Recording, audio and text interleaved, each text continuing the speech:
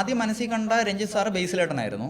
കാര്യം ഞാൻ പറഞ്ഞല്ലോ, ബേസിലേട്ടനിൽ നിന്ന് പഠിച്ച കാര്യങ്ങളാണ് ഈ പടത്തിൽ കൂടുതലുള്ളത്. അപ്പോൾ ഈ പടം പുള്ളിക്ക് വർക്കാവുന്നുള്ള എനിക്കറിയാം. കാര്യം പുള്ളി കേൾക്കുന്ന കഥകൾ, പുള്ളി എക്സൈറ്റ് ചെയ്യുന്ന കഥകൾ ഏതാണെന്ന് എനിക്കറിയാം. വെരി ക്ലിയർലി പുള്ളി എക്സൈറ്റ് ചെയ്യുന്ന കഥയാണിത്.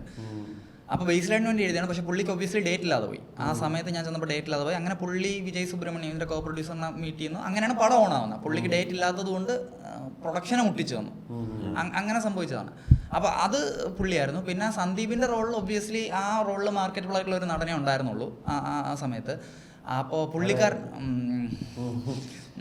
വേണ്ട പറയൂല, ഒന്നാലും പറയൂല. അപ്പോൾ പുള്ളിക്കാരൻ വായിച്ചിട്ട് പുള്ളിക്കാരൻ അത് ഇപ്പം അത് ചെയ്യണമെന്നുള്ള ഡൗട്ട് വന്നു. അത് വെരി വാലിഡ് ആണ് ആ ഡൗട്ട്. കാര്യം എന്നെ പോലെ ഒരു ന്യൂ മേക്കറെ ട്രസ്റ്റ് ചെയ്യേണ്ട കാര്യമില്ല. മനസ്സിലായോ?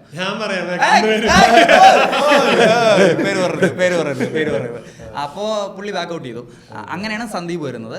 സന്ദീപ് വെരി ഫസ്റ്റ് സിറ്റിങ്ങിൽ തന്നെ കൂളായിട്ട് പിക്ക് ചെയ്തു പരിപാടി. പക്ഷെ അന്നും എഴുതുമ്പോൾ ആദ്യം മനസ്സിലുള്ള സുരാജേട്ടനാണ്, ഷാജി സുരാജ് അല്ല, എനിക്ക് വേറൊരു ഓപ്ഷൻ കാണാൻ പറ്റില്ല. ഞാൻ വഴക്ക് പിടിച്ച് വിജയ് സാറിനടുത്തൊക്കെ പറഞ്ഞ് എങ്ങനെയെങ്കിലും കൊണ്ടുപോകാന്നൊക്കെ പറഞ്ഞ് സുരാജേട്ടനെ കൊണ്ടുവരായിരുന്നു. അതിന് വാലിഡ് റീസൺ എന്ന് പറഞ്ഞാൽ ഞാൻ പല ഇൻ്റർവ്യൂവിലും പറഞ്ഞിട്ടുള്ളതാണ്. ഒരു ഭ്രാന്തമായ ക്യാരക്ടറിനെ അല്ലെങ്കിൽ ഒരു ഇച്ചിരി ഓവർ ദ ടോപ്പ് ക്യാരക്ടറിനെ ചെയ്യാൻ ലൈസൻസ് മലയാളികൾ വളരെ കുറച്ച് നടന്മാർക്ക് ഇപ്പോൾ കൊടുത്തിട്ടുള്ളൂ. അപ്പോൾ അതിലൊരാൾ ഹോപ്പ്ഫുള്ളി സുരാജേട്ടനാണ്. അപ്പോൾ എനിക്ക് പുള്ളിയെ വേണം അത് പുൾ ഓഫ് ചെയ്യാൻ. അതായത് അതിൽ ഏറ്റവും കൺവിൻസ് ചെയ്യാൻ സുരാജേട്ടൻ്റെ ക്യാരക്ടറാണ്. അതായത് ഒരു 20 വയസ്സുകാരൻ പെട്ടെന്നൊരു 45 വയസ്സുകാരൻ്റെ ശരീരത്തിനകത്ത് കയറി എന്ന് പറഞ്ഞാൽ ക്രിഞ്ചാവാൻ ഭയങ്കര ടാസ്ക്കാണ്. അത് സുരാജേട്ടനായതുകൊണ്ട് മാത്രമാണ് അവിടെ സേഫായിട്ട് പോകുന്നത്. അത് വളരെ വലിയ സത്യമാണ്. ഒന്ന് അങ്ങോട്ടോ ഇങ്ങോട്ടോ മാറിയ 8ന്റെ പണി കിട്ടാന്നുള്ള സാധനമാണ്.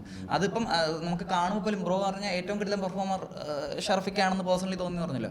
പക്ഷെ സുരാജേട്ടൻ അതിൽ വന്നതുകൊണ്ടാണ് നമുക്കത് കൺവിൻസ് ആയത്. ഇല്ലെങ്കിൽ പടം മൊത്തത്തിൽ വീണേനെ. അപ്പോൾ അതൊരു